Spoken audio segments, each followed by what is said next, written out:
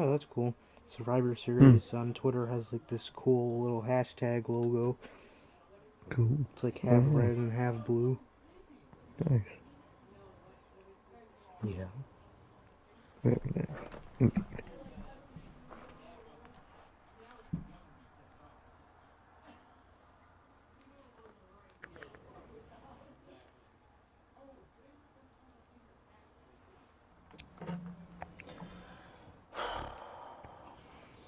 God, these days are dragging. I swear to God. Bro, I'll tell the story when you ask me. I got you. God damn. Is it at work? Oh no, I didn't work today. Oh yeah, it's Friday. I'm dead. I was whipping the forklift around though, finally. Yesterday. I'm dead. Nice. Or don't that bitches now have power steering? The forklift? Mm-hmm. No, they're real good. Well, I was driving the stand-up, so... oh, I got you. But I've driven the sit-downs, even though I'm not supposed to. I hope nobody from my work is watching this, but... I've driven them before. They're really good, actually. Nice. Yeah, they're decent.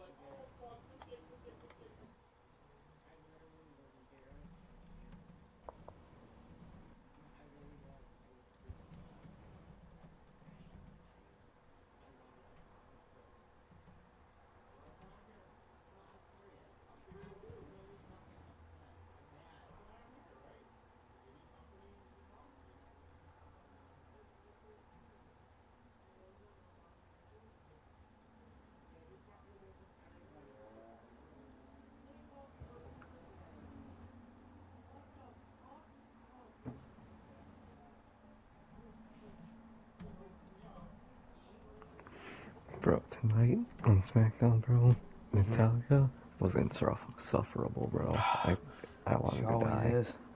What was she talking about? I think she was on the team. She was like pouting that like she's not the leader of the team, and then she was like, it was so bad, man. Actually, that shit was so bad. God.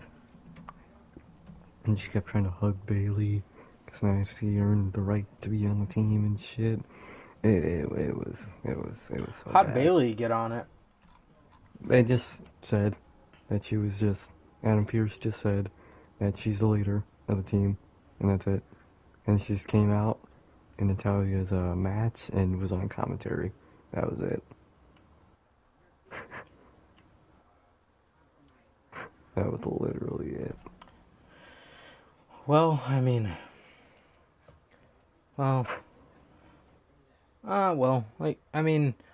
I guess by doing that, if you really wanted to beef up Bianca, you could put some kind of like beef there between her and Bayley or whatever, because Bianca was like the first one that was originally on the team. Let me see. Bianca was on that commentary team too, and she was throwing shade. We got Hunter in the chat. What's going on, buddy? We miss you. Where have you been? Where on God's green earth have you been? We miss you, little guy. We miss you, dog. So, if you're busy, you're busy. But, hey, man, whenever you get the chance, hit us up again. We miss you. Yeah, what is going on, guys? Welcome to the Notorious Sales Podcast, episode 32. And we are live on here with the news, and we also got the Survivor Series predictions on the show tonight. If you guys do not know how this show works, this is your first time watching. Friday, we have the news, which is what we're doing here today. Usually we do it at 9 o'clock, but I'll get to why we're live at 10 in just a second here. But usually it's at 9 o'clock, but no matter what, it's always on Fridays, unless we tell you we're gonna move it. And obviously, I told you guys this week, basically no news was good news, so we didn't give you guys any news as if we were gonna move the news for 1 week. So we're here on Friday, and yeah, man. So so that's that, and so news on Fridays, and then any other time of the week we have Notorious Unscripted, which is our show where we just come on here and talk about whatever we want to, pretty much. So so that's what that show's for. And and if this also is your first time watching, you guys do not know who we are here at the Notorious Sales Podcast. I am Johnny Mayhem, one half of the host of this podcast. And as for the other half, we got my man Sir K here. How's it going? What's up, bro? What's up? It's going good, bro. It's going good. Just chilling, cooling it, just waiting for these fucking DMVs to open back up so I could go get my ID. Yeah. And you know the pain, so it's just a bitch, bro. Did you just hear that? I heard a laugh, I think. Oh, no, I don't think you heard a laugh. You know these Mountain Dew Game Fuel, like, lids, how they're, like, plastic, like, closable lids? I just opened it and it made a loud-ass noise. Anyway, what were you saying? Fuck, what was I saying? Oh, yeah, bro, what the fuck was I, what was I saying? Oh, you were talking about your day, DMVs. Oh, yeah, bro, you know the fuck, it's a bitch, bro. I'm just waiting, bro. But what about you, bro? How was your day?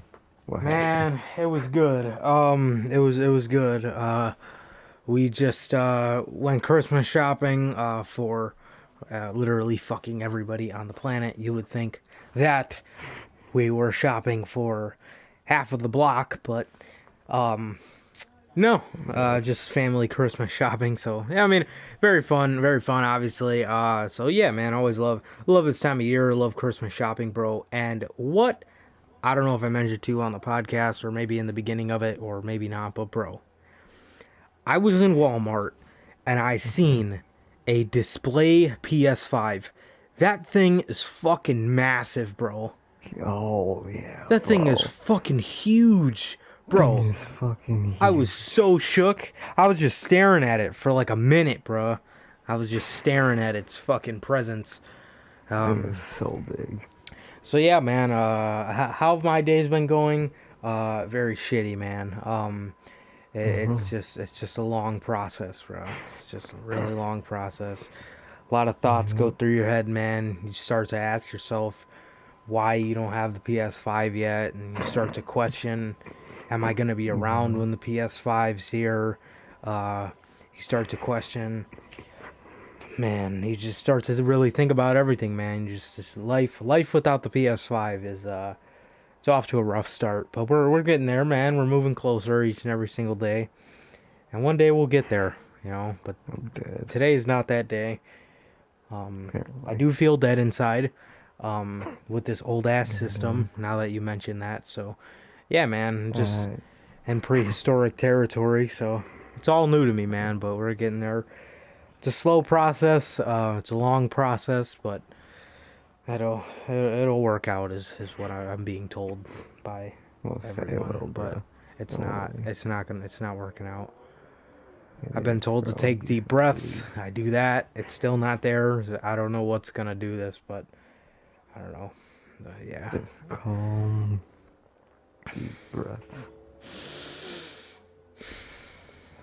What happens now? Go. It's not here. It's all in your head. There's the point. Yeah. So. Yep. that's that's Bruh. that's life without the PS5, ladies and gentlemen. As I pull up my notes here, so these days are dragging. They're sad. They're long. They're cold. They're lonely. They're stressful. They're Bruh. any bad word you could think about is what life with the PS5 without the PS5 is like. So we're getting there though. Especially it really hit me in the heart seeing all the games and the controller and the system. I mean, wow. Anyway, so on to the news. Yeah, so anyway, so Bruh. yeah, man, life without the PS5, it's very bad. But yeah, bro. Yeah, just Christmas shopping. So, gotta love this time of year. The bank account doesn't love it, but it's all worth it in the end. Yeah. So yeah, man, it's definitely all worth it in the end. Just getting to see everybody, open their gifts and stuff. So it's always a good time for sure. Love Christmas. But yeah, man, on to the news, man. We got a couple stories here, and then obviously we have the Survivor Series 2020 predictions. And we'll be on here Sunday after the show with the official Survivor Series 2020 review. And yeah, man, to start it off, rather, I want to talk about, I think, what is our only piece of AEW news for this week. We have Matt Sydal. Some of you may know him, some of you being Sergey, as Mike Snyder, Matt Snyder, Matt Striker, Mike Sydal, Matt Snyder, Evan Bourne, Matt Sydal, whatever you want to call him, man. Mike Sydal, Matt Striker, has officially, I thought he was official, I guess. Same. After hearing Cody speak on AEW Unrestricted, which was not only a nauseating podcast, but we got to learn about kind of how their contract system works. So I guess he was only on a agree to appear deal. So obviously you agree to appear, pretty self-explanatory. Seems like they start everyone off that way. I think so. But yeah, obviously I know they do like dates, like they did dates for Kingston, Warhorse, all those guys. What's his face? They did Matt Cardona, Zack Ryder, was on dates, but he just had multiple, as to where like Warhorse only had one. So I don't know why they never brought him back. I would have liked to see a little bit like more of him, kind of see him, grow into his own or whatever. But that, man, is why I absolutely think they need to do some kind of performance center for these guys. I really do. Oh yeah. But anyway, yeah, Matt Striker. No, I can't say Matt Striker because that's an actual person. Mike Sydal, Matt Sydal, whatever you want to fucking call him, is not on an agree to appear anymore. He's been on Dark a lot, I guess. I don't watch Dark, but a lot of people do, and they're making that a really big part of their product. So, I mean, better for them. I don't understand why they need a third hour. Why don't they just make Dark like its own show? You know what I mean? I don't know. A little sideshow. Yeah, or it could be a SmackDown. It could like transform into a major show, but. Anyway, by the way, what's up? I forgot to tell you this earlier. Have you heard that other news about NXT? I'm not gonna say right now, but it's about them with more television. Text it to me. Okay, I got you. So we probably gotta add that. For sure. Well, yeah, we got a lot of NXT news, so we could just slot that in there right after this story. Anyway, yeah, Matt Sydal, Evan Bourne, Mike Sydal, Mike Striker, whatever you fuck you want to call him, man. Is official with AEW, man, and I think, obviously, with them getting more television time, which, like I said, I don't understand why they don't make Dark. I don't know why they don't make Dark another, or I don't know why they just don't add another hour of Dark and leave that on Tuesday and just have that be a second brand. I don't understand why they need an extra 1 hour show on Saturdays, because then when are they going to do their pay-per-views? Mm-hmm. Because moving those to Sundays is a fucking horrendous idea. No. God, no. But yeah, man. But yeah. So obviously they're signing talent, bro. They want all hands on deck. They want a lot of people for this, more TV time. So I mean, great for him. Obviously, I understand he had a horrible fucking start to his AEW career. Obviously, you could just go back and watch All Out, and it was just man, that man, I don't know what the fuck was. This motherfucker finisher in the very beginning of his match. For years. He's perfected the shit out of that move, you know. And it was Michael Nakazawa. I guess. But Bruh. God, I don't know why they signed him. But yeah. So yeah, so obviously I think this is a great move, for a great mid-card. Yes, Cody Rhodes. Mid-card. There is a mid-card. It's not a bad thing. There are fantastic mid-carders, bro. Some people wouldn't be legends if there wasn't a thing for a mid-card. Like The Miz would not be a legend if a mid-card didn't exist. Same thing with Dolph. You know what I mean? Because at the world champion caliber stage, they never really did too much. But on a mid-card IC title level, come on, bro. Those guys are... all the time in the world. Yeah, those guys are legends. Some of the greatest IC champs ever. Same thing with a lot of people, bro. Go figure. They can't come to my mind right now, but... I mean, if you don't know that there are mid-card legends, I don't know what to tell you. Obviously, the first one that comes to my mind is The Miz. And then you got to think about guys like Dolph. Nowadays they just bury everybody. But from my childhood, Kofi Kingston, you know what I mean? Before the New Day, you know what I mean? He was a fantastic mid-carder. Cesaro was a fantastic U.S. champ back in 2013, I think it was. So yeah, man, the fucking fact of the matter is, there is a mid-card. That's the point I'm getting at. And yeah, man, he's a great addition to that mid-card. So, yeah, obviously, it's a fantastic move for AEW, I think, for sure. What do you think, man? Yeah, bro, good move for them, man. Good move for them. Matt Sydal, good for him, too. Yeah, almost did. Almost called him Mike. But, yeah, bro. Matt Sydal, he, good for him, man. It sucks that he fucking botched his debut, so his steam was just killed at his debut, bro. And I'm not gonna say, like, I didn't want him in that position, but I was expecting someone very different in that, Joker card that was position. such a dud. I swear, that was my only complaint with that. Like, he's the type of guy you announce that he's going to a company, man. Yeah. He's not a Morrison. He's not like that, bro. You announce him, bro. But other than that, guy just got off to a rocky start in AEW, man. But I don't know, it's dark. A lot of people do. They're saying he's doing great shit on there, man. So good for him, bro. Good for him. And soon he could build his way up and be a fixture on Dynamite like other people have become. Like a Kingston, like Darby, like Willie Hobbs. Taz's people, Willie Hobbs. He could become a Dynamite staple now. But good for him, bro. And I like their I really like their way of the way contracts work. How they kind of let the guys get a test run. To basically see how you like it in here. And then you earn it, and then you're in there, bro. I really like that. That's genuinely a really good system, man. It's a really good system, bro. But, yeah, bro, congratulations to Mark Sydal. We got a new one, guys.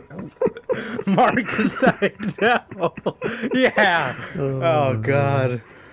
This motherfucker needs to be called Evan Bourne again. So good for Evan Bourne, bro. And hopefully one day he'll be TNT champion, bro. But That's my thoughts on that situation, bro. Good for him. Yeah, bro, I could see like him and Darby clashing very well. That But would be a Cody great will probably match. take the belt back from Darby. That's his belt. That's Probably. got to be his belt, man. Mm-hmm. God. For somebody that hates the mid card, man, for somebody that hates the Loves mid being card, he sure loves to be the mid card champion. And I heard this from a guy at work, from a guy I work with. For somebody that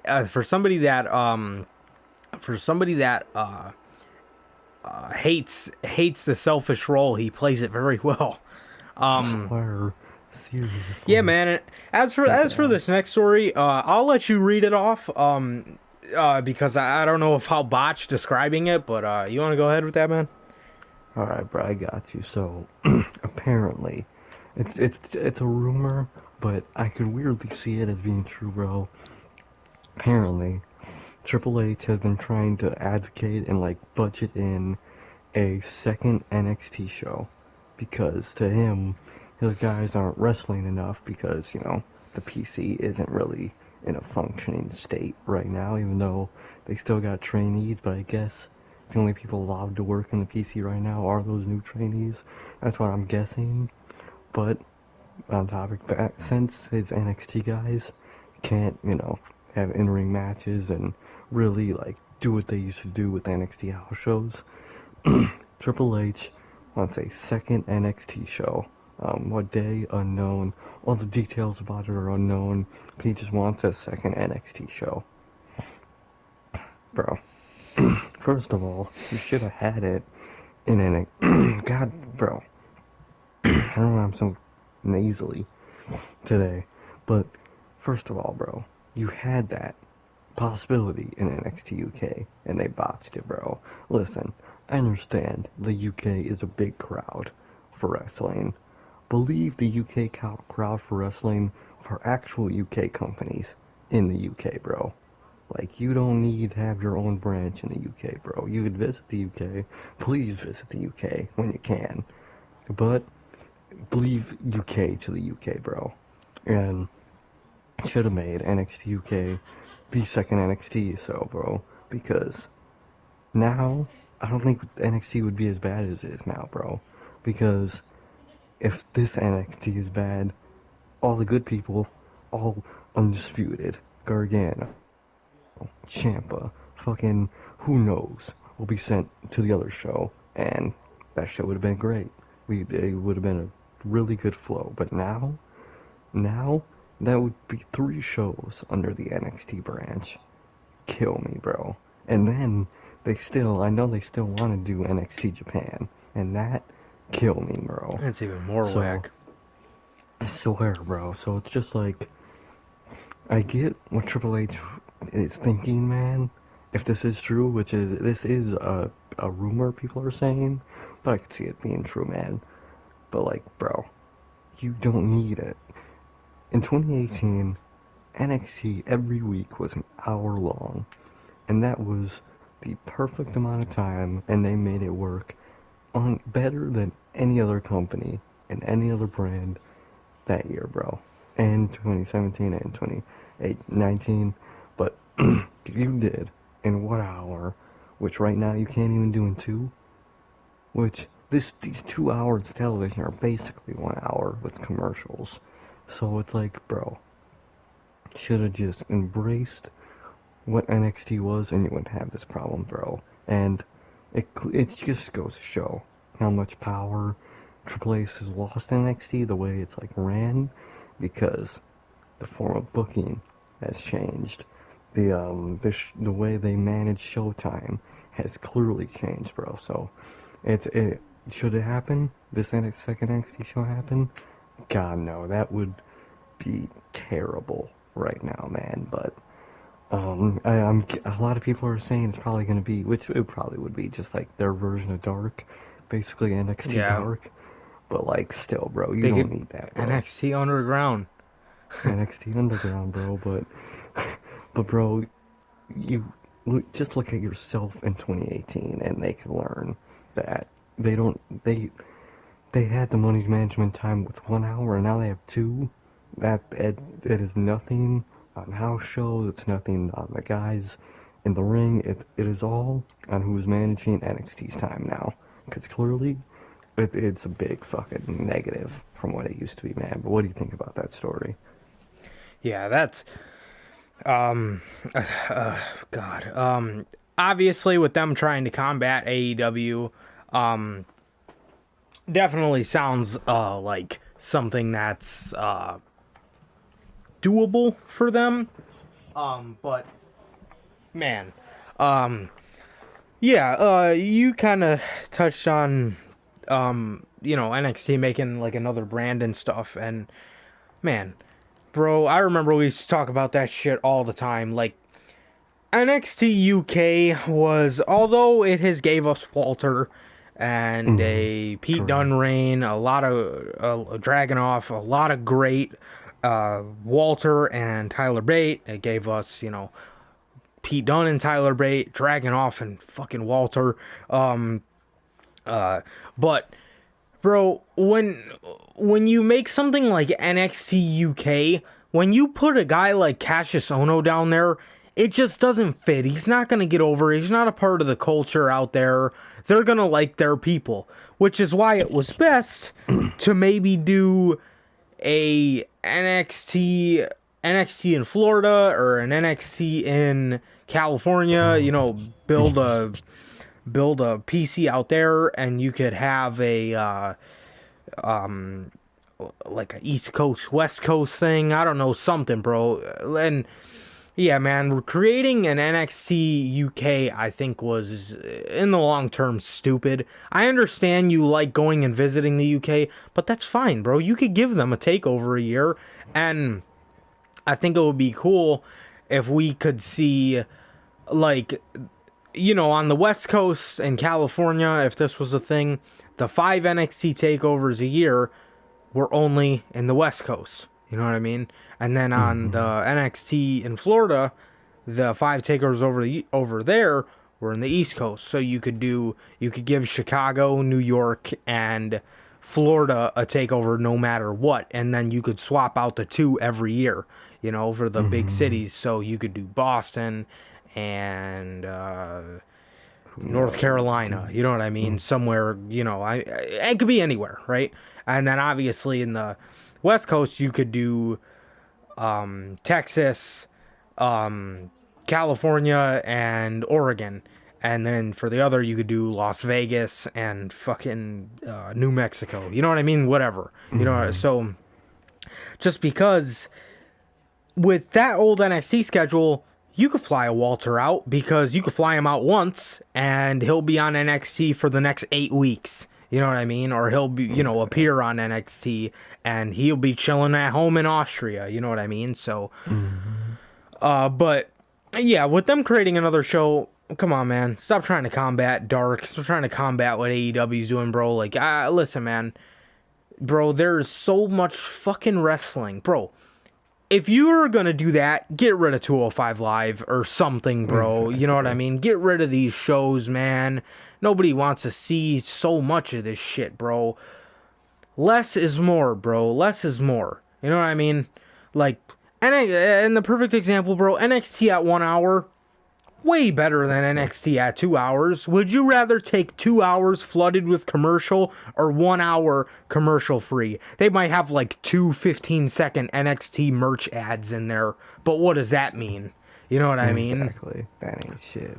So, I mean, what would you rather take? 1 hour commercial free or 2 hours flooded with fucking commercials like the rest of their shows?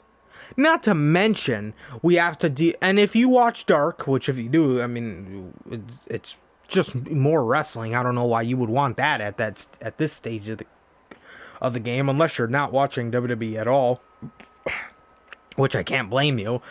2 hours of SmackDown, 3 motherfucking hours of Raw, an hour of Dark, 2 hours of NXT, 2 hours of Dynamite, an hour of 205, 2 hours of SmackDown, and not to mention if we have a pay-per-view, 4 hours of AEW's pay-per-view, 3 hours of WWE's pay-per-view. It's just like, whoa. And if it's Mania weekend, forget about it, because then you got 7 hours of them, you know what I mean? So it's like the last thing we need is more wrestling. And if AEW is gonna give us more wrestling, I advise a lot of people to stop watching WWE, because at that point, bro, you're just gonna burn fans out so hard.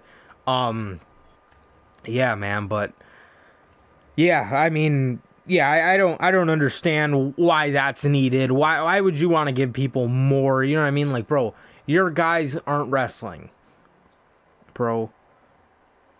It's fine, man. You found a way to get everybody on the show when it was at 1 hour. What the hell is the problem now? You found a way, well, not everybody on the show, but you found a way to get everybody consistently on TV.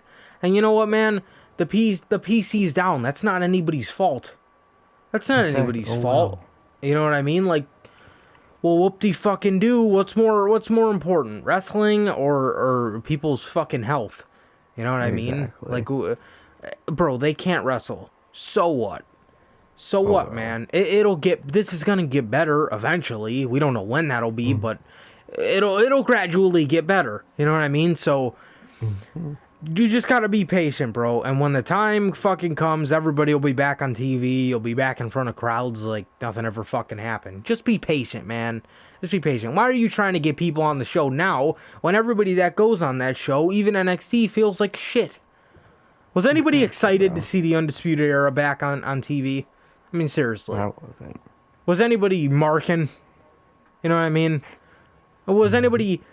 you could probably say for him, but was anybody through the roof excited to see Finn back? You know what I mean? Like... I mean, it was great to see him back, but was anybody super hyped to see him back? Was anybody anticipating his return? You know what I mean? Exactly. This new champ is great, but is anybody invested in it? What the hell is Johnny Gargano turned into? And this is not the Damian Priest everybody remembers. No. I mean, it's main roster as fuck, bro. Bro, in NXT in 2018, do you think Damian Priest would be acting like a normal-ass person like he would now? Or do you think he would be acting like a little bit lesser of an Aleister Black on the level of Mystique? Exactly. Bro, Damian Priest would have so much mystique and coolness to him if this was NXT in 2018. However, here we are. And he just acts like a normal-ass person. You know? Like, come on, man. Johnny Gargano's turned into a whiny heel. Oh, I wonder where they got that formula from. Come on, man. Oh, wow. Ciampa's great, but is anybody crazy invested in this new character of his? I love Ciampa, but it just... something's missing. Not from Ciampa, from the show. You know? Exactly. I'm Velveteen the show, so I'm not investing in him. Yeah. Velveteen Dream will never feel the same ever again. Kushida, who the fuck is invested in Kushida?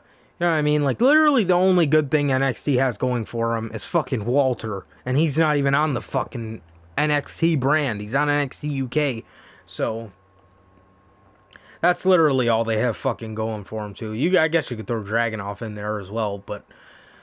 still, that is absolutely unwarranted, man. Absolutely, man.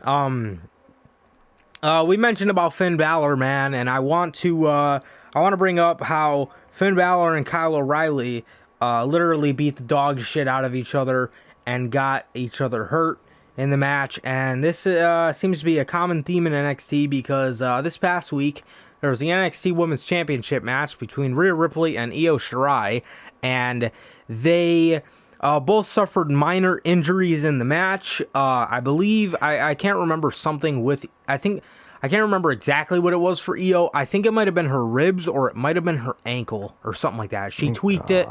She tweaked her ankle or she hurt her rib or something like that. But for Rhea Ripley had five earrings ripped out of her ear in this fucking match. And they had to tear skin off during the match to make her ear look normal. So, guys, what the fuck? Where's safety? You know they make basketball players cover up their earrings when they're playing. Why isn't she taking her earrings out? before she Yeah. wrestles. I mean, holy shit. That's gotta fucking hurt, man. And, guys, let's be safe here, alright? As NXT whole, this, for not so much the women's division, but this fucking this show in general needs people like Io or Rhea to make it a better show. You know what I mean? It's not fucking Hmm. super, but it's better. You know what I mean, man? So let's not jeopardize these people, and let's try to keep them as safe as possible, man. But Rhea Ripley, there's no indication on how long she's going to be gone, which, since Natalya joined, that's the next story. There's no indication on how long she's going to be gone, but Io, I think they only gave her like 2 weeks to where she can't wrestle, which, I mean, she doesn't wrestle every week anyway, so she is okay. Or they might have said 4 to 6 weeks. No, that was Finn. No, that was Finn. Yeah, that Yeah. was Finn. Yeah, so Io should be fine. Minor tweak of the ankle, I think it was, and obviously Rhea Ripley got her fucking ear ripped to shreds, so there you go, man. What do you think about these two suffering minor injuries? And I hope they get well, by the way. Oh, But yeah, I let's hope try they to get keep well, people bro. safe. Swear, like, cover your earrings up, take them out, be safe with each other, man. What has been NXT lately? And just killing themselves for nothing. Like, bro, I would maybe understand if you're on some John Moxley deathmatch shit, but how much crazy shit has Moxley done? And he hasn't even been seriously injured, bro. Not even, like, barely slightly injured. Probably a couple things here and there, but nothing to hit the news. But you got NXT in these normal ass matches having this crazy fucked up shit happen. It's just recklessness, bro. It's just something internally, like we keep saying, is so different. And now another element of show, their care, their in-ring safety is basically non-existent, bro. Would any of this with Finn and Kyle O'Reilly or Io and Rhea Ripley happen in 2018? God, no. If that would have happened, they would have been reprimanded for that shit. And I do not think they're being reprimanded for this shit. Not as much as they should be, bro. That's fucked up, bro. And people are always talking about how AEW is bad with all those injuries. I mean, AEW is no saint with these injuries. Matt Hardy, but Tony Khan even said it himself on AEW yeah, Unrestricted. The reason they put Matt exactly, Hardy in a cinematic match was to lessen the chance of what happened at All Out, because Matt can pace himself. exactly, exactly, bro. Okay, AEW learned from All Out, from that fuck Oh, up of God. injuries that was All Out. They learned from that. They're unlearning what they already knew, bro. It's evolving backwards. It's not good, man. And it's just a big old negative, man. There was another point I was gonna make, but I forgot it. But the person or the people that were behind these shows being careful, and these guys in the ring, guys and girls being careful, is completely gone, bro. And that's gonna lead to some. I'm scared. I'm genuinely scared for War Games now, with all this shit popping up, bro. Because these motherfuckers are fucking each other up in normal matches. My God, what are these idiots gonna do in War Games, man? I am scared. And the other point I was gonna bring up, Walter and Dragunov, the most brutal match that wasn't a special match, that was just a normal match that I've ever seen in my life, bro. No injuries came out of that match. Probably, maybe slightly. I mean, of course that shit hurt, but did we hear about Dragunov being out a couple weeks? Or Walter? And I was cringing in the right way that entire match. I was just astonished by the shit that was on the TV, bro. And no serious injuries, bro. What is NXT doing, bro? It's NXT is losing its grip on itself, man. Like I said, it's evolving backwards, and that's just a sad thing to see, bro. But that's my thoughts on that shit, man. Yeah, for sure, man. Man, they really gotta get their God. shit together with this, and I don't know if they think it's cool, man. This fucking, I don't know what this brand is turning into. Um, like I was saying, I don't know what the fuck this brand is turning into, but man, this ain't the NXT that I remember. Um, Next up, man, we're talking about Rhea Ripley, getting her fucking ear ripped out. Well, you know, getting her earrings ripped out. I mean, and man, she was embracing with EO after their match on NXT this past Wednesday, and that led to a lot of speculation saying that Rhea Ripley was going to be moving up to the main roster, and man, God. a lot of speculation said that that match could be as early as this Friday, which obviously they did not have her debut here. But I wonder if Natalia being the replacement, I wonder if that was supposed to be a freshly called up Rhea Ripley, sort of not as like the new call up, and obviously if you were gonna call her Mm-hmm. up, you would have to put her on the you would have to put her on the I'm the center of attention. yeah, for sure, on that Survivor Series team, but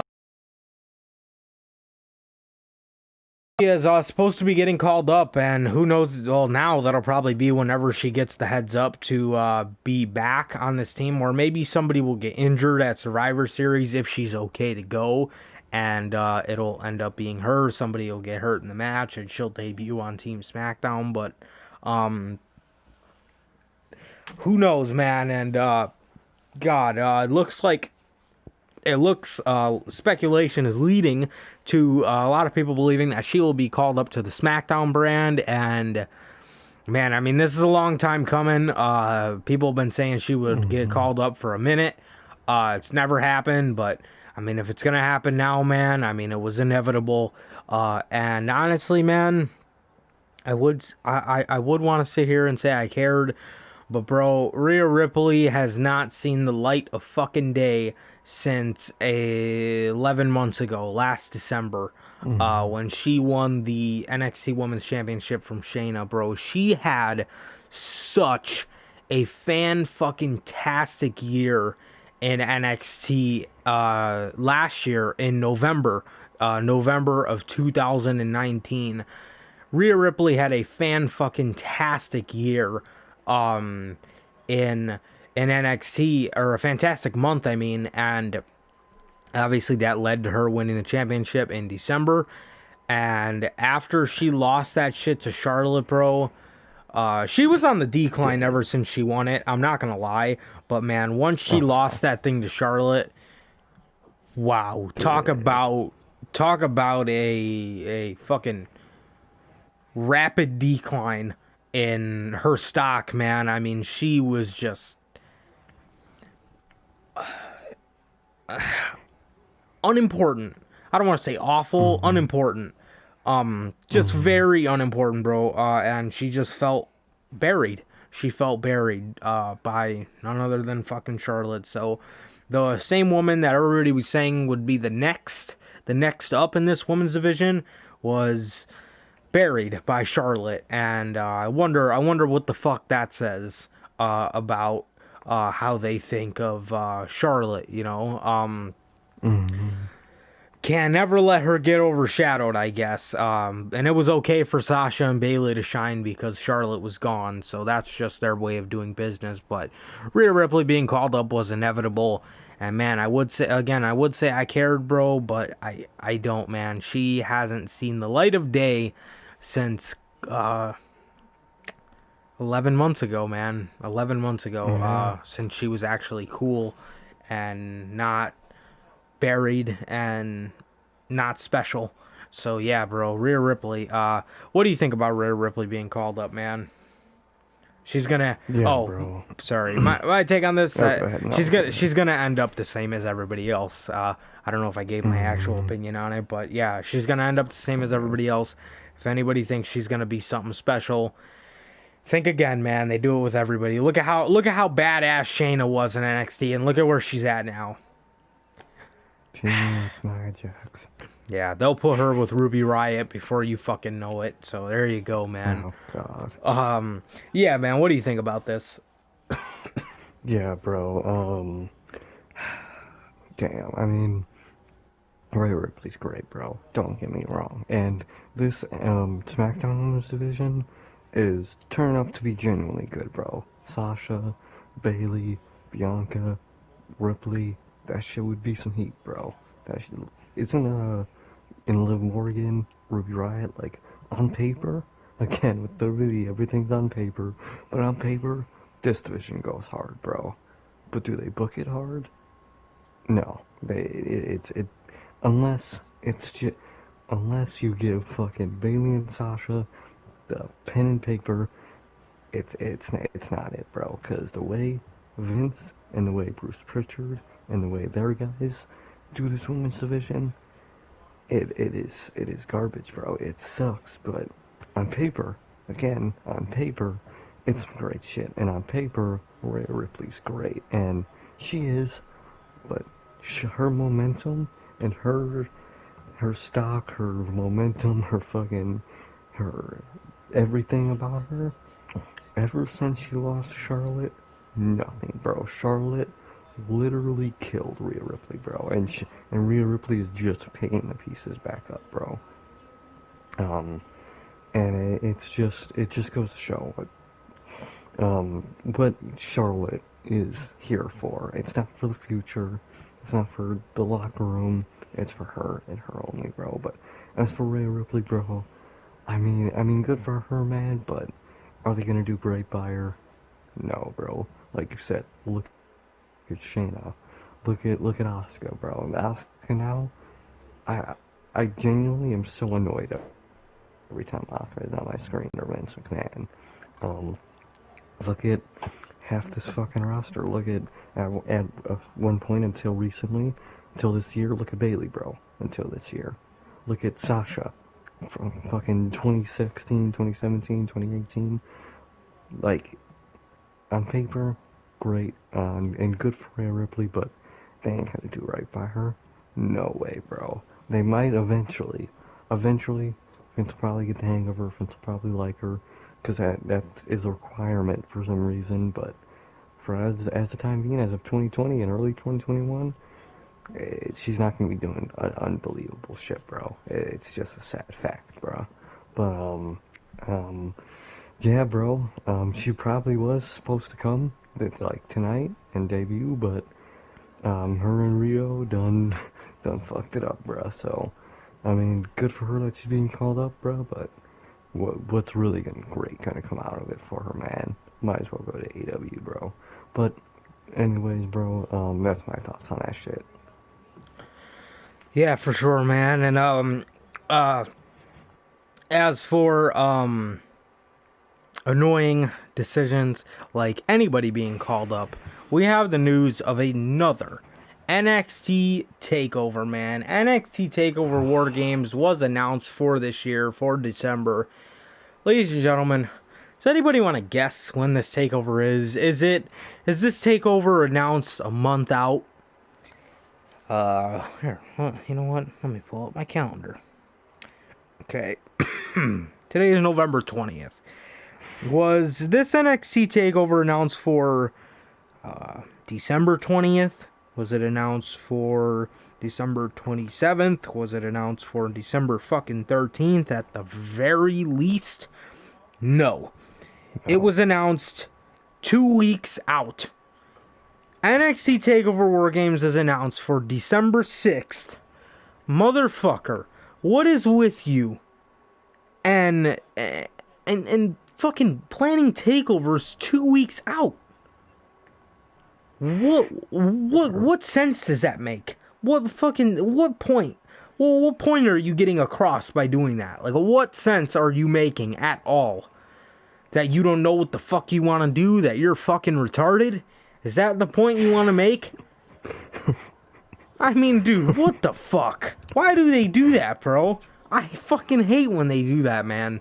And they've done it for the past 3 takeovers. No, ever since In Your House, actually. Ever since In Your House, these shows have been announced.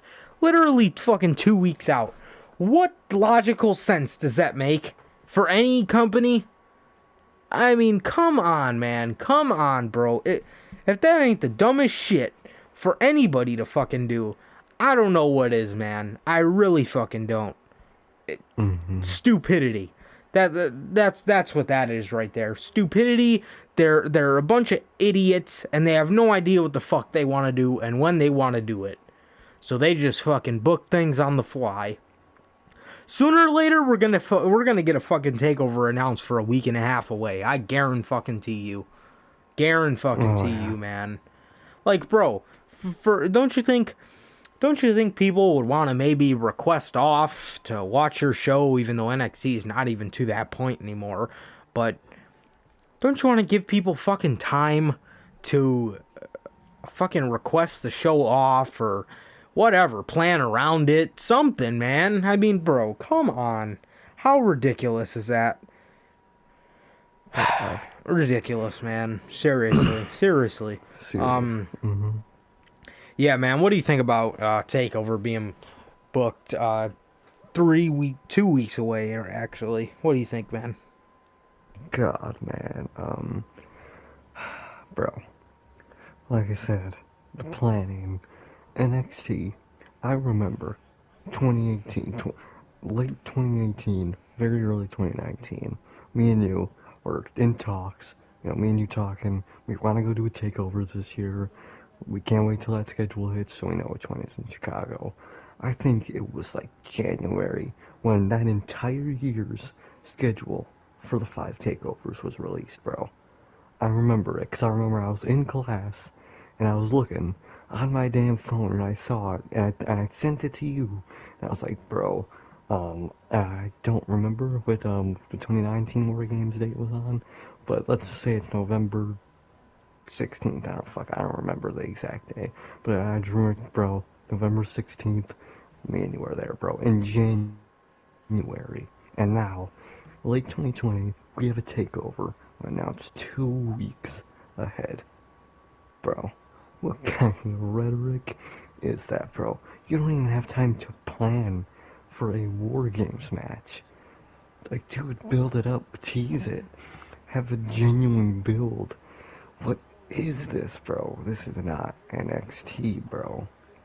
This is not NXT. And the first War Games match they announced wasn't even by William Regal. It was for the women's by fucking Shotzi Blackheart. Listen, Shotzi Blackheart great in the ring, and her look is good. She has a cool ass look. But bro, her on the mic is the most cringiest garbage. I can't stand it. It is cringy garbage, bro. And Twitter loves it. I mean, Twitter is a bunch of fucking idiots, but it goes to show, like, bro, NXT, for the fans that watch NXT are all now Twitter goons, and it sucks, bro, because what is NXT now, bro? At least for the men's, they had William Regal say the War Games line. That's all I care about for War Games this year at this point, is William Regal saying the line, because that's the only value I see in War Games this year. The War Games match for the men, we are going to get in 2 weeks, mind you, 2 weeks time, is the Undisputed Era versus a team led by Pat McAfee, and that team is 1-2 Pete Dunne, led by Pat McAfee. Pat fucking McAfee is gonna be at War Games. Bro, what is NXT turned into, bro? This is it. God, we could have got Imperium versus DUE. We could have got fucking anything versus DUE, bro. Anything, bro. We could have Finn Balor assemble a group. He could put fucking KO. Who fucking knows in that group? Who knows, bro? If Gallows and Anderson were still employed, I mean, they could have been, bro. Literally, you could have done anything else for Oh, War that would be Games, but so beast. Fucking Balor yeah, Styles and the club. Or, yeah, Balor Styles and the club versus fucking yeah, the the UE. UE, Ugh. that would be dope as fuck, And then bro. But no, the year they gave hmm us that shit with KO, last year, the year we went, should have been Imperium. Because they did it it should at have been. Worlds Collide in January. Yeah, Why would you not just do that in War Games? Bro, made it's no so much, sense. bro. Hearing a Walter chop in person, that's a fucking dream. And I you took know. that from us, NXT. And how long till we even get an opportunity to do that, bro? Come on, fucking hell, man. But And the UE are synonymous for losing in a war game. So I swear on Jesus' fucking name, if they lose to Pat McAfee and his fucking buddies and cronies, Pete Dunne, bro.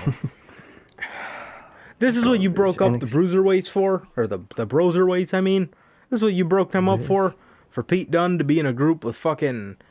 and they didn't even mention that he was with Matt Riddle earlier this year. I know. Like, Riddle. You better shut up with that Riddle shit. Fucking Riddle. The fuck? Riddle. Kill me. So... this, that name fucking sucks. So... yeah, man. So, bro, if they lose to that group, man... don't even send them up to the main roster. Now you have to get them back to prominence in NXT. You can't send them to the main roster like that. What the fuck? Seriously, at this point, people in NXT need to be sent to NXT. Bro, Pat Metaphorically, McAfee is so bro. garbage. Can't stand the dude. He is so Can't stand the fucking dude. garbage. Like, I'm sure he's a nice person, whatever, bro. Oh yeah. Holy shit, he is bad. Bro, he acts like a little kid. Him on the pre-show panel. He really does. He was funny. He acts like a genuine child.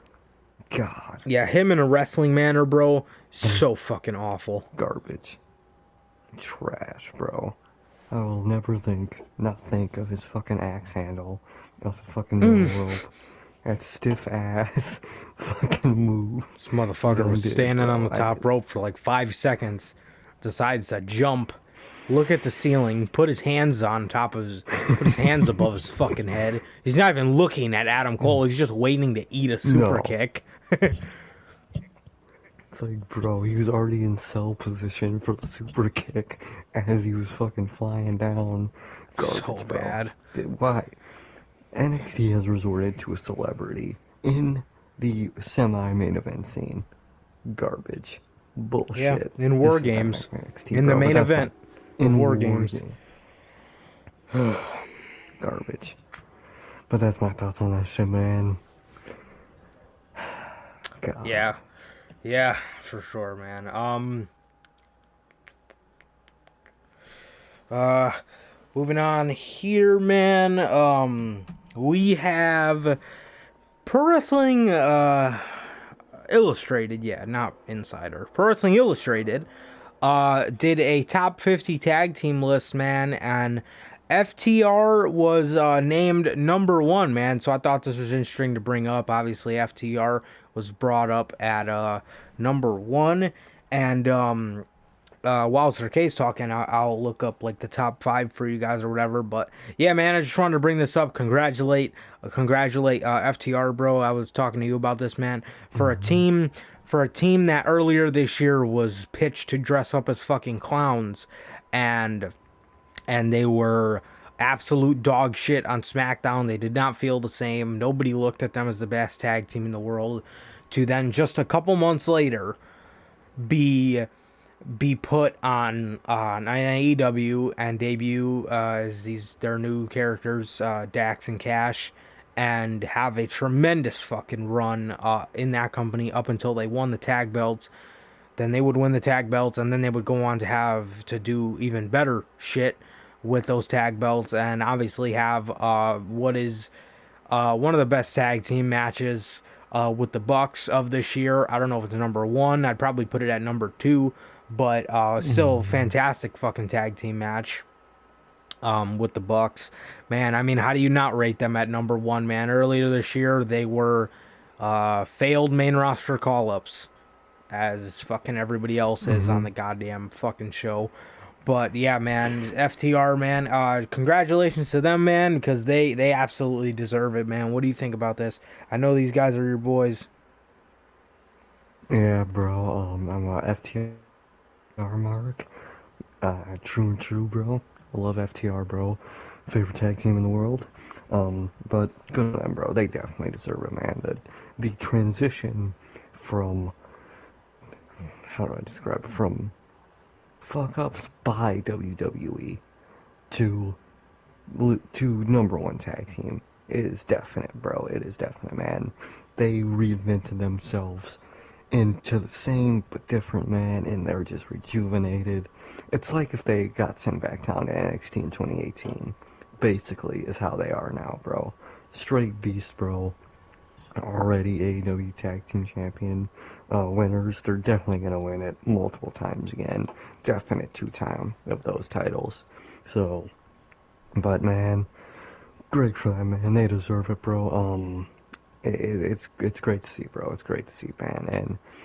And it just goes to show on AEW's part too what great they did for tag team wrestling. Because I didn't see the list, but I bet a fat amount of teams in that top 10 list are like from or in AEW, bro. So good for them, man. Good for them, man. And good for FTR, bro. They definitely deserve that number one spot. And let's just see who it is going to be in 2018, whether it's still FTR. I mean, not 2018, what the fuck, in 2021, wonder if it's still going to be FTR. Could it be the Young Bucks, bro?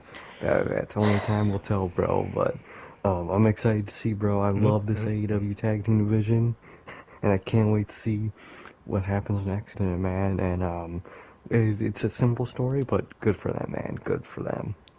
Yeah, I got a major problem with this list. Oh, God. Alright, so here are the top 10. FTR at number 1, obviously Dax and Cash. Number 2, Kenny Omega and Adam Page. I don't know how the fuck they rank these lists. But number 3, Golden Role Models, Sasha Banks and Bayley. Number 4, The North, Ethan Page and Josh Alexander. Number 5, Montez Ford and Angelo Dawkins, Street Profits. Number 6, Tama Tonga and Tongaloa, the Gorillas of Destiny. Number 7, the Lucha Bros, Phoenix and Pentagon. Number 8, the New Day, Xavier Woods, Kofi Kingston and Big E. Where the fuck are the Young Bucks? They had the best tag team match of the fucking year. Now, I don't know how these are rated. Maybe these are rated by how long you held the titles. Technical thing. Yeah. But probably. Bro, Young Bucks are number 2, easy. Street Profits. What the fuck are the Street Profits doing in there? Street Profit. The Lucha garbage, Bros? Bro. They didn't do shit this year. They didn't do shit this fucking year. War. The Roppongi 3K. Nobody's watched fucking New Japan since before G1 Supercard. AEW's me. Yeah. Get the fuck out of here, bro. God, that is some rhetoric, man. The North, I could see FTR, Kenny and Hangman. I could see Golden Role Models. I could see, but the Street Profits at number 5. I don't. Now, granted, this could be because they held the titles, but where the fuck are the Young Bucks at? Now, I can't find the whole list. I could just find the top 10. I don't know if they like hold that, like make people buy the magazine for it or whatever, but I don't know who the fuck made that choice. Seriously, bro. God. That bullshit ass list, bro. But at least they recognize FTR number 1. Real shit. But in that list, definitely Young Bucks number 2. No doubt fucking about it. Yeah, at least the Bucks at number 2. No. At least. I mean, the Bucks had the best tag team match of the fucking year. How do you not put them at least 2? Seriously, bro. What? God. I don't know what the hell happened. I don't know what the hell happened there. Maybe it's because Like, I don't know if they rate it by how good you do on television or whatever, but Could be. It's probably some technical ass rating. yeah, you gotta hold the championships for whatever, but Street Pro, I mean, you could hold a fucking champion. Anybody could hold a fucking championship. It's what you do with it. Look at the fucking Street Profits. They've had the goddamn belts for God knows how long. They haven't done a fucking thing since their NXT Tag Team Championship reign. I don't remember any of the Street Profits reign, and the shit I do remember, I wish I didn't remember. Swear. So, God. yeah, man. So, another congratulations I wanted to give. I don't have this on the notes, but I just thought about it, man. From us here at the Notorious Heels Podcast, bro, we want to give a congratulations, a well wishes, best wishes, whatever you want to say, to the Good family, bro. We want to give a congrats out to Renee Young and Jon Moxley. Jon Moxley just fucking nonchalantly, like he didn't say what he just said on AEW, uttered the words, "I have a pregnant wife at home." Now, we all know who his wife is.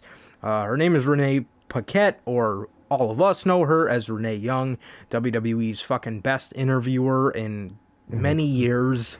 Somebody with fucking charisma, somebody that actually did a fucking wonderful thing in that company. Obviously, she was a host of Talking Smack, one of the best fucking talk shows in recent memory. One of the best WWE talk shows in recent memory, is now pregnant, and they are going to be having a family, bro. So again, we want to give a congrats out to the Good family, bro. John and Renee, congrats, you guys, and good luck, man. Good luck. Then that was a very shocking thing that he just nonchalantly just uttered, and I'm like, wait, what did he just say? So. Yeah, man. You got anything to say on that? Yeah, bro. Excuse me. Fuck. Yeah, bro. Congratulations to them, man. Damn, that's crazy, bro. That shocked the hell out of me, bro. Like everyone else, shocked the hell out of me. He just nonchalantly, just in his promo, just said he got a pregnant wife at home, and blah, blah, but wait. Run it back, what? Shit's crazy, bro. Shit's crazy. Good for them, man. Wish them a healthy and safe pregnancy, man. And Jon Moxley is a dad. That's gonna be fucking great, bro. So yeah, bro. Congratulations on that, man. And I wonder when she's probably due. Probably, I'm guessing like mid 2021. I'm guessing. Which I mean, congratulations, man. Congratulations, man. But simple thoughts on it, man, but just congratulations. Yeah, man, I seen this post the other day, and it was somebody had posted all, it's just fucking crazy to think about, but all 3 members of the Shield are now dads. Think about that. We fucking grew up watching them.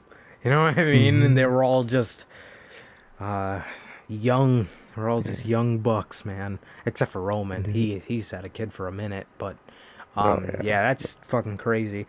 But yeah, again, congratulations to them, man. Very happy for Mox and Renee. So yeah, man. Next up, man, as we wrap up the news before we get on to these predictions, bro, WWE is officially moving the ThunderDome to Tropicana Field, bro. And Tropicana Field is in St. Petersburg, Florida, which is about an hour and a half away from the Amway Center, which is where they're currently shooting the WWE ThunderDome now. And they are going to be moving the ThunderDome, and yeah, I mean, they're going into a baseball field. It is where the Tampa Bay Rays play, and like I said, it's about an hour and a half away from Orlando. Obviously, it's in St. Petersburg, Florida, which I'm guessing is by Tampa, since the Tampa Bay Rays play there. So yeah, again, WWE is moving into this 42,000, almost 43,000 capacity arena, and they will not be bringing any kind of fans in, and instead they will keep up the ThunderDome. So I don't know how much power that stadium has to run all of those LED boards, but I don't know how that's gonna look. I don't necessarily think that a Raw needs to look that grand. I mean, it'll look great for the pay-per-views, but I don't know why a Raw needs to look that big. But it will pay off for the Royal Rumble, I guess, because they will be there for Rumble time, so the Rumble will be back in the baseball field, which is what I like that WWE does every year. It's something that we only get one time a year, and it looks fucking fantastic when they come out of the dugout.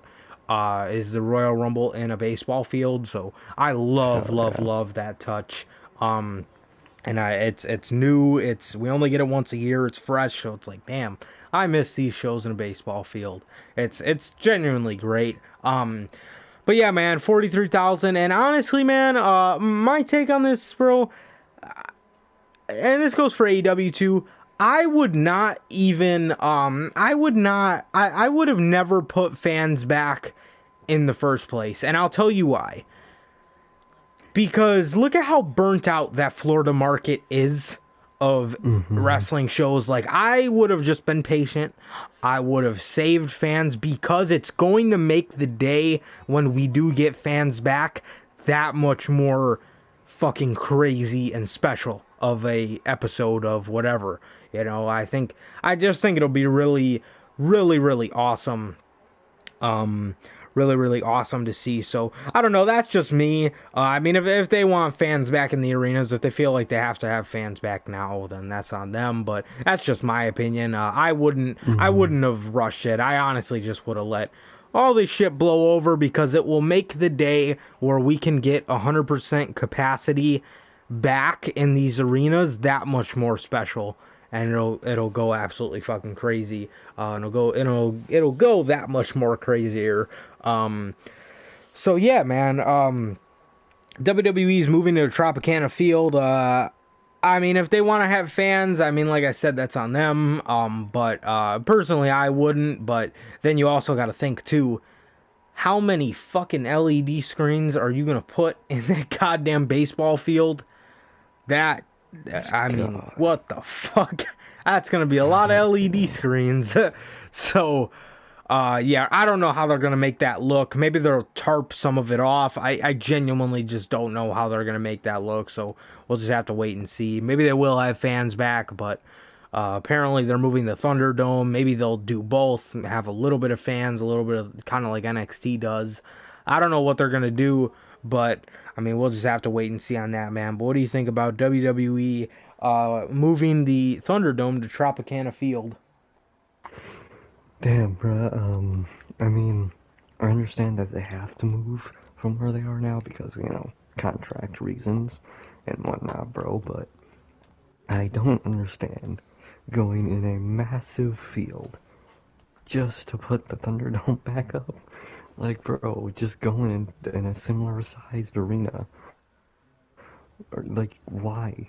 Most of the arena is going to be covered up by giant fucking LED screens anyway. So why? Yeah, it's basically going to be ThunderDome with grass, probably.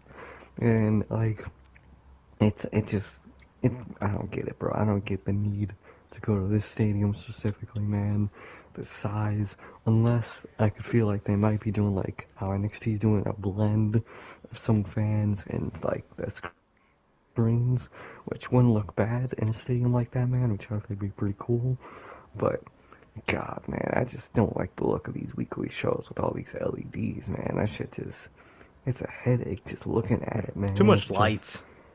Too much lights, bro. At least NXT still has that not dark feel, but just that dim feel. At least they still keep that, man. That's like the only thing NXT still keeps, bro, is that dim feel to it, and it's great.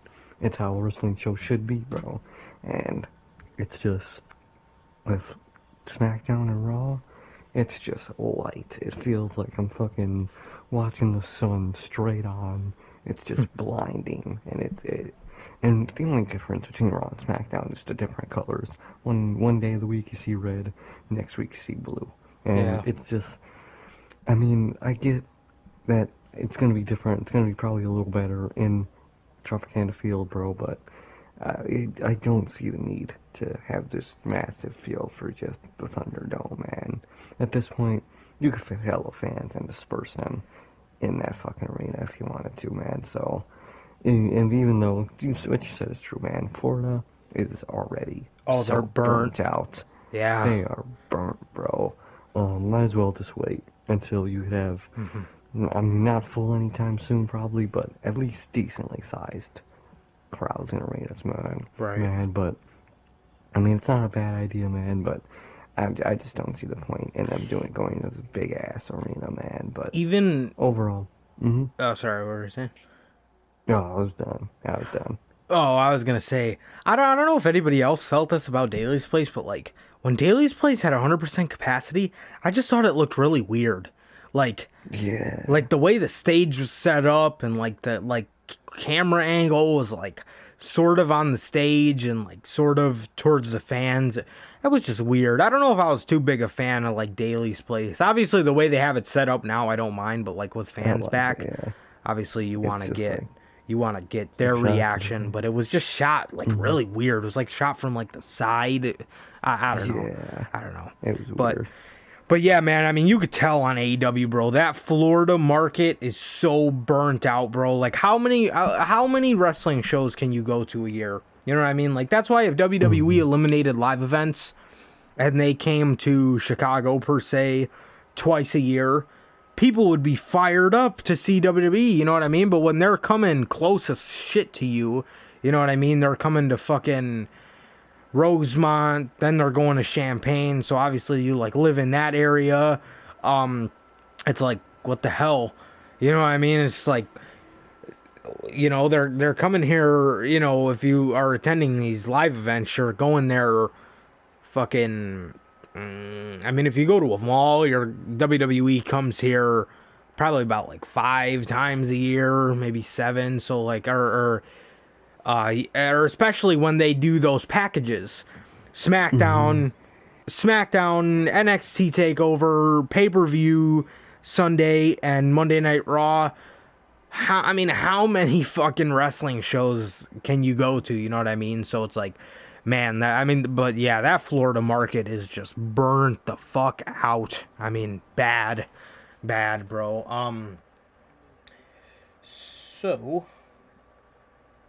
Alright, okay.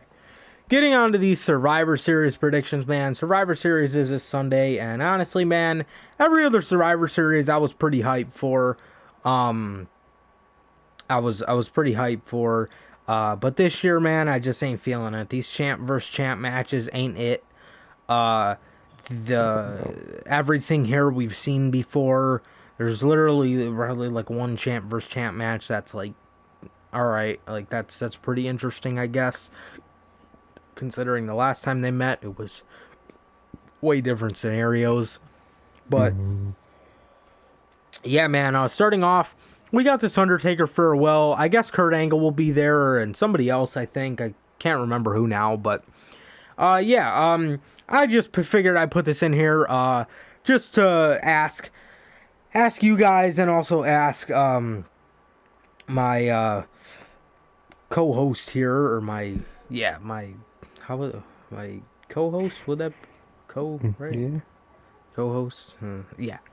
My just to ask Sir K and give my opinion to anything special we would want to see from this segment. Obviously, we're gonna get Kurt and any other people here, so but I just want to mention, man, one thing I would really like to see from this segment is the Undertaker and the Fiend, bro.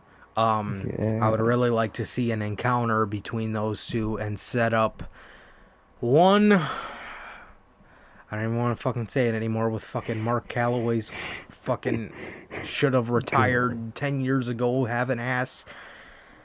One final match and bill it as one final match, because they've never done that with him. Yeah. So I mean, there's been times where like that's his final match, but they never announced it. And I'm serious, man. One final match with The Fiend, bro. That's all you have fucking left for this guy at this point, and I'm serious about that. I'm really fucking serious about that this time. So yeah. So yeah, man, it's for me, I definitely want to see a setup between him and The Fiend, but for you, man, is there anything special you want to see out of this segment? Besides The Fiend, I just want to see fucking Kurt, bro. That's all I really care about this segment. Because what is the legitness that this man is, this is a legit farewell. Next year, at some fucking show, this motherfucker will be back doing some shit for no reason, bro. Like, until this man literally is either The Fiend or fucking Kurt, bro. I just want to see me some Kurt Angle, bro. I miss Kurt. Fucking, I just want to see his bent ass knees in the ring, congratulating The Undertaker for 50 years in the business, even though he's only 50 years old, because that's some shit that his ass would say, bro. But that's really all I want to see in this segment. I want to see scared Kurt when The Fiend comes out. That's what I want to see. Oh my god. I want to see that again. Gotta see that, bro. Scared the shit out of my kids. Get the fuck out of me. I didn't know what the fuck to do. Next up, man, we got this fucking awful fucking match. We have Nia Jax, Shayna Baszler, Lacey Evans, Peyton Royce, and Lana taking on Bianca Belair, Ruby Riott, Liv Morgan, and we found out today, Natalya and Bayley, and that is your 5-on-5 women's match, and the SmackDown team is absolutely fire, and Natalya, and then this fucking Raw team is absolutely fucking dog shit. Shayna Baszler is fantastic. Obviously, we all fucking know this. This is common knowledge at this point, man. But this version of Shayna Baszler, with this version of Shayna Baszler, you might as well go ahead and say that this fucking team is complete dog shit. Because it is exactly that. It is awful. Very fucking awful. I hate this Survivor Series team for the Raw, and I'm giving this to SmackDown, bro. I'm not even gonna give this fucking team the light of the day anymore. So who do you got for this match, man?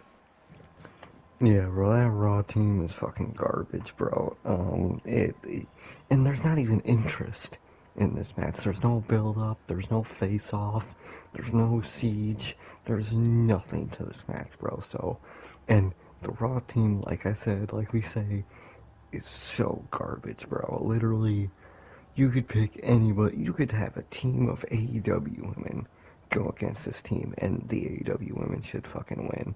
Cause this team is god-awful, man. But SmackDown's team, besides Natalya, is fucking great, man. And they definitely should, and they better get the win, bro.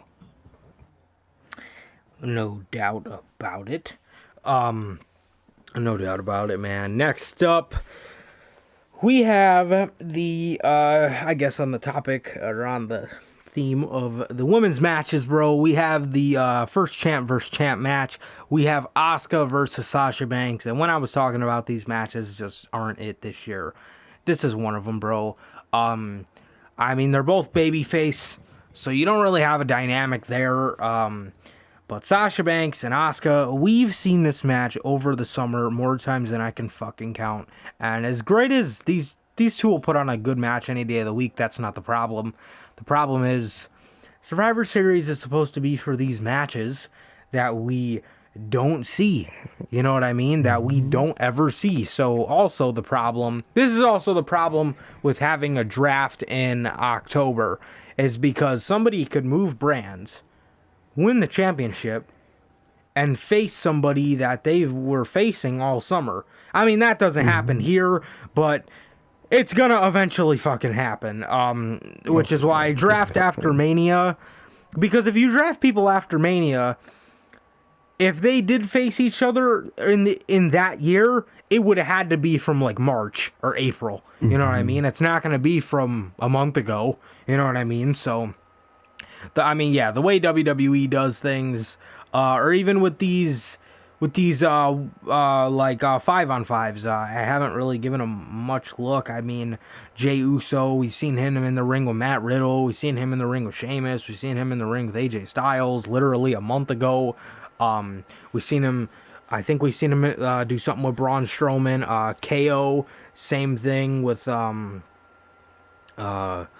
oh wait, no, I don't think KO did anybody here, but yeah, it's just situations like that. So Riddle and Corbin, obviously. So it's just like really, really. But yeah, Asuka and Sasha Banks. Obviously, with them being the women's tag team champions, they went on Raw, and we've seen this match like 5 times over the fucking summer. I don't know if Sasha can really lose here, but I think Sasha will win. It's about time for her to fucking pick up victories, because I don't really think they see too much in Asuka. I just think that they don't have anybody else on that dog shit roster that's willing to step up and be the champ. They're just waiting for Charlotte to come back for that, so we can see her bury Asuka for the fucking 50th time. Yeah, man. So I'm giving the win to Sasha here, man. Who do you got? Yeah, bro. This match, I just realized that besides the tag team match, all these matches are repeat matches. All these fucking champ vs. champ matches are repeat matches besides the tag team champs. My God. Total opposite of the point of these matches, man. But as for Asuka and Sasha, man, we literally just saw it at fucking SummerSlam. So, there's that. But I have that pit in me that think Asuka's gonna win, bro, because their mentality will be, she's not losing the championship, she's just losing in a match. So I can see them having that dumbass mentality, and I weirdly see it happening, man, but my hope, and what should happen, is Sasha should get the win tonight. No, not tonight, but fucking Sunday night. She should get the win Sunday night, man, just because Sasha never gets wins, especially as a champion, bro. So they need to start building her up as a champ, man. They really do. And this is a good start to it, man. This is a good start, man. But who do I think should win? Sasha. Who do I have a feeling is gonna win? Sadly, Asuka, bro. So that's my thoughts on that match, bro. Yeah, for sure. For sure. Next up, man, we have another champ versus champ match. We have the Raw Tag Team Champions, the New Day, defending just challenging the SmackDown Tag Team Champions, the Street Profits. This match should be fire, but a lot of matches on this pay-per-view have no dynamic. It's all face versus face or heel versus heel, except for the world title, which was going to be heel versus heel. Thankfully, they changed that at the last minute. So, yeah, man. But this match should be good no matter what. New Day and Street Profits, obviously great teams. Not booked great. Well, the Street Profits aren't, but the New Day are. Yeah, man. So, New Day and Street Profits. Man, who's gonna win? I think they'll give it to the Street Profits here. I think that they will, try to make them feel legit or whatever. Yeah, man. So I think they will try to give them this win to, put that notch under their belt as one of the next up and coming tag teams, I guess. But really, it could go to anybody. I'm just gonna give it to the Street Profits, man. Who do you got? Yeah, bro. This match, it's an original match, so that's nice, man. But who do I think's gonna win? I have this weird feeling that something can possibly happen in Survivor Series to cause the loss of the New Day. And that weirdly could be by the New Day itself, man. I don't know. I don't think it's gonna happen. I just have that weird thought in the back of my mind. Maybe Big E is gonna do something. I don't know. I don't think so. But I just have that thought in the back of my mind, bro. But who do I think is gonna win? I think no matter what happens, think Street Profits going to get the win, man. WWE loves these guys because they're a joke, so they love them, man. They're two comedic guys that the fans love, so I think Street Profits gonna get this win, building them up as the next, like, to them, the next quote-unquote New Day style of tag team, man. So that's literally what they were saying tonight on SmackDown, man. So I think Street Profits gonna get the win, man, and they are gonna prevail, man. And what happens after this for the New Day is it's unknown, man. But I think Street Profits got the win tonight, Sunday night, man. For sure, man, for sure. Definitely think, definitely think, it's gonna go to the Street Profits. Next up, what should we do next?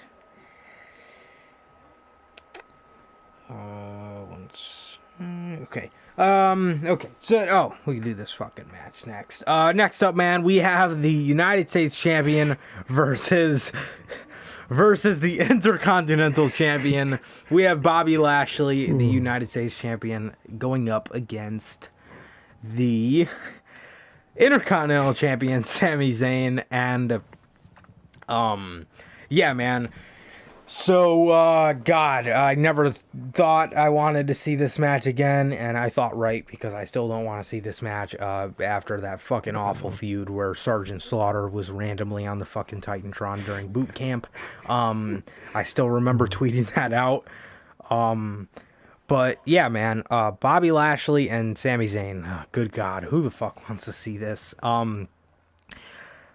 In WWE's eyes, Bobby Lashley's more valuable than Sami Zayn, which Bobby Lashley's been great since the Hurt Business, bro, but Sami Zayn, bro, is clearly more valuable than Bobby Lashley. No disrespect to Bobby Lashley, because I love Bobby Lashley. I never thought I'd be saying that, but I love Bobby Lashley.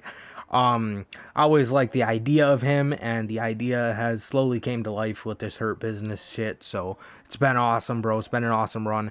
However, I think Sami Zayn, no matter what, is always more valuable than a Bobby Lashley. So, yeah. But my prediction's going to go to Bobby Lashley here, man. I think WWE deems him more valuable than Sami Zayn, and they just like him more. So I guess that's a requirement to having a successful career. Management has to like you. So there you go, man. It doesn't matter how over you are.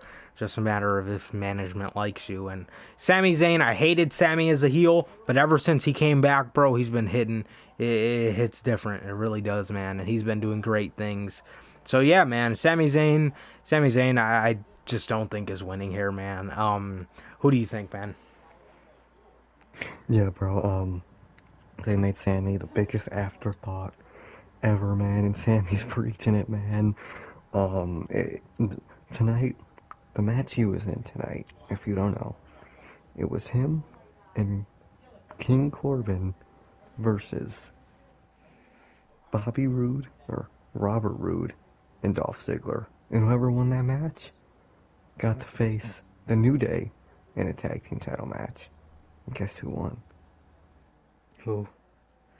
Robert Roode and Dolph Ziggler. When do they get to face him? God, who knows, bro? I know, but I don't even fuck? think Vince knows. Shit is garbage. But they made Sami Zayn the ultimate afterthought. He went to the underdog from the underground to the afterthought as a champion, bro. Come on, bro. Come on, man. But who do I think's gonna win the match? The underdog from Raw Underground. Damn, bruh. Oh God. Who do I think's gonna win this match, bro? Probably, most likely, fucking Bobby Lashley, bro. As much as I love the Hurt Business, as much as I love what Lashley's doing, man, Sami Zayn is the bigger star. He's the better. He's Sami Zayn, bro. Bobby Lashley can't step to Sami Zayn, bro. So that's my thoughts, man. But who's gonna win? Bobby Lashley. That's who is bigger in Vince's eyes, bro. So, and it's just the fact that we have to see this again, bro.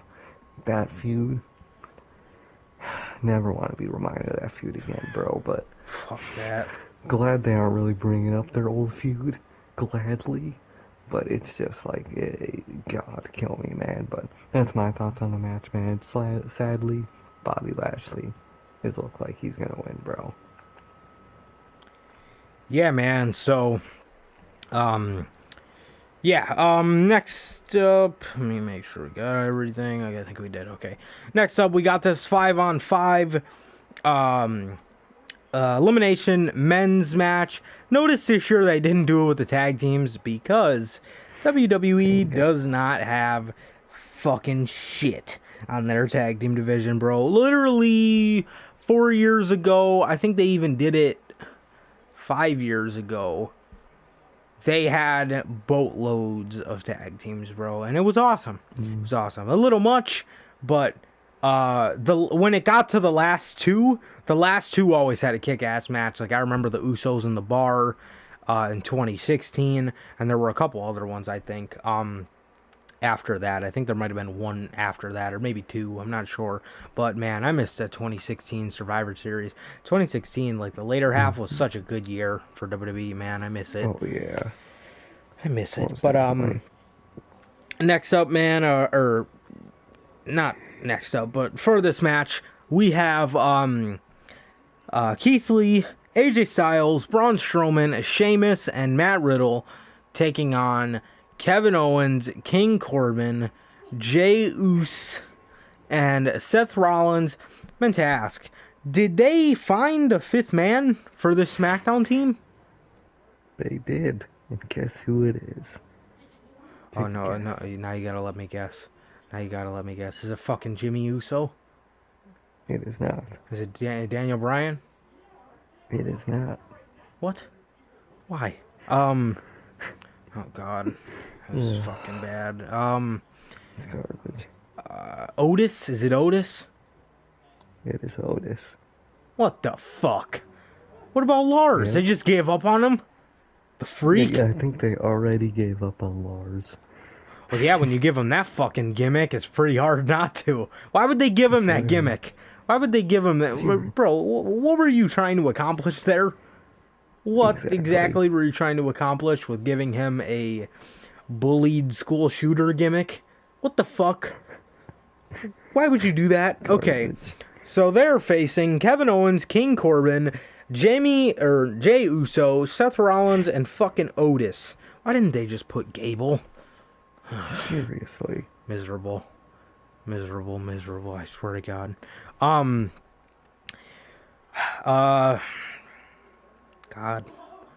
Well, I guess SmackDown. SmackDown, Raw, and a Raw. Man, I don't know who to. God. I don't know who would win this here. I have no clue. I don't think SmackDown's gonna win it. I think they're gonna give it to Team Raw, and they do have the bigger names, even though like they're. But the thing is, though, at least Team fucking Raw is acknowledging that there's Survivor Series. Team SmackDown hasn't even gave it a fucking thought that they don't have a match. I know. It's fucking bruh. Yeah, I guess I'm just gonna say Team Raw here. Should be a good match, even though there was no build, no invasion, no nothing. But yeah, I guess I'm just gonna give this to Team Raw, and I think the sole survivor will be maybe Matt Riddle in a perfect world. Matt Riddle, or maybe Keith Lee in a even perfecter world. So. Yeah, I'll say them, for sure. So, but if you wanted to do SmackDown, you could always have your sole survivor be Kevin Owens. I think that'd be a nice touch. Is Rollins still on the team? Or is he... I have no clue. I seen he was on SmackDown tonight. I didn't hear anything about it, so as of now, I guess it's still Rollins. So, but either way, I think I'd see Raw winning, and I think sole survivor is going to be... Keith Lee, why the fuck not? A man can dream. And as for the SmackDown women's, I forgot to mention this, I think the sole survivor will be Bianca Belair. But what do you think, man? I got you. Yeah, bro, this match, it is so unimportant and just so like it's just happening.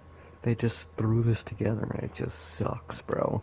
Fucking even compared to last year's, compared to 2016, compared to every other year, bro. This shit means nothing, and these matches are nothing, bro. Especially this one, bro. I don't even know who's on these motherfuckers.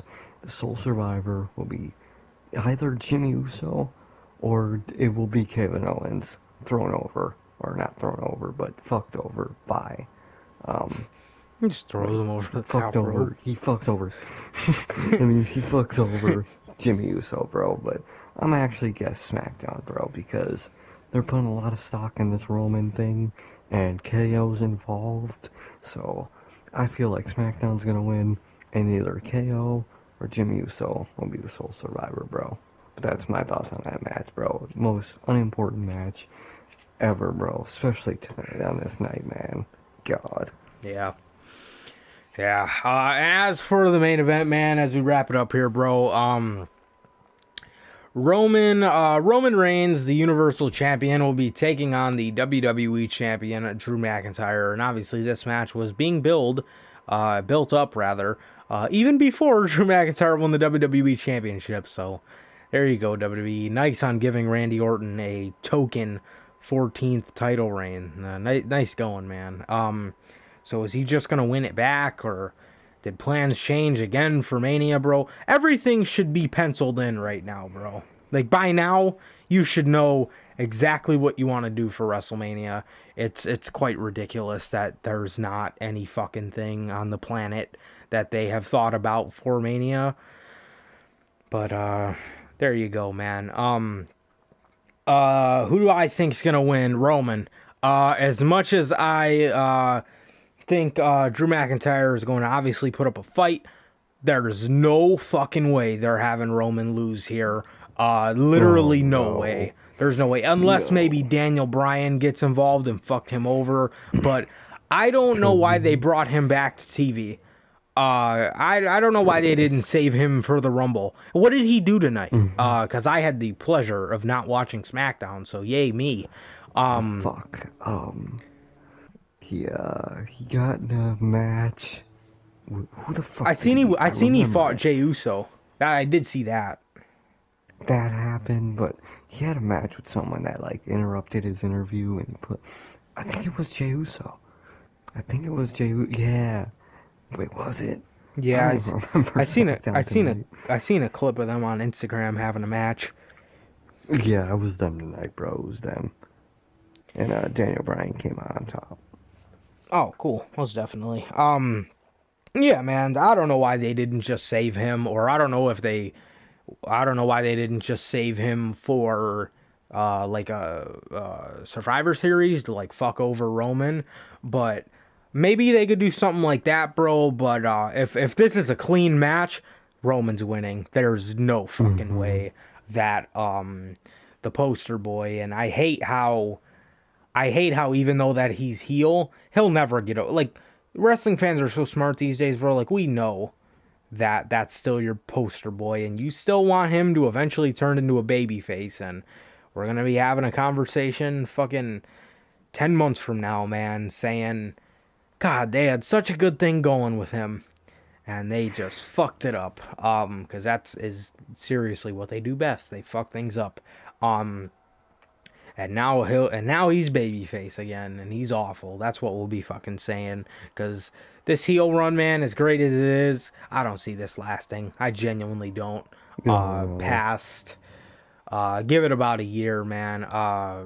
Sometime after he loses the Universal Championship, and after he gets out of the race for that championship, I can guarantee you we will see the slow turn back to a babyface.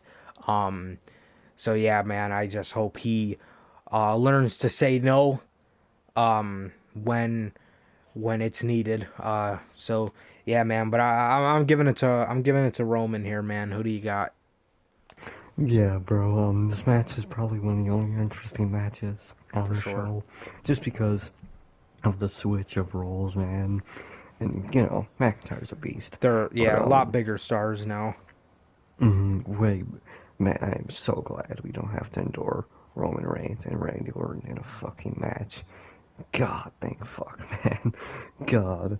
But, yeah, but who's gonna win? Most, it is guaranteed gonna be Roman, bro. No way. If McIntyre wins, I'll fucking, I don't know, but it'll be fucking shocking, man. I do not see him winning, man, but if he does, I mean, good for him, but is he? God, no. Roman's gonna get this win, man. That's basically like, it's gonna be, and the only way Roman is gonna lose if it's by a fuck up, and it's only by a fuck up, either by Jimmy or by Daniel Bryan, and that is literally it, bro. No way. If McIntyre wins clean, bro, I'll sell my kidneys, bro, because ain't no way that's happening. But yeah, bro, Roman's gonna pick up the victory, obviously, man, and they're gonna continue the storyline of him, Jimmy, they're just gonna continue this shit, man. So yeah, bro, that's my prediction, man. This match is gonna be cool to see because the contract signing night was pretty cool. But yeah, bro. Damn, what else about this match? I fucking think that's it, man. It, it's just, it's just an interesting thing to see, man. From where these two have changed in the last fucking what was that? 28? Damn, was it 2018? Those two were going fucking. Yeah. I think. Damn, that's crazy, bro. But yeah, bro. My prediction is Roman, bro. Most definitely, man. Most definitely. Yeah, there's no way. There's no way Drew's gonna win, man. But is there anything else? Is there anything else you want to bring up? Nah, bro, I'm good. All right, man. Well, I guess that is gonna do it for this edition of the Notorious Steels podcast, and we'll be back on here Sunday to review this show. Hopefully, it's good, man. Do I think it's gonna be as good as 2016? Hell no. But hopefully, God, it's no. bearable. Yeah, man. Again, that is going to do it for this edition of the podcast, you guys. Again, if you guys do not know how this podcast works, Fridays we got the news, and any other day of the week we have Notorious Unscripted. And it has been a pleasure, once again. Another news episode, episode 32. It has been I, Johnny Mayhem, one half of the host. And I'm Sir K, the other half. And that is going to do it for this edition of the Notorious Steels podcast. Ladies and gentlemen, please like, comment, subscribe, and we'll see you guys we'll see you guys Sunday with the Survivor Series 2020 results and review. Peace.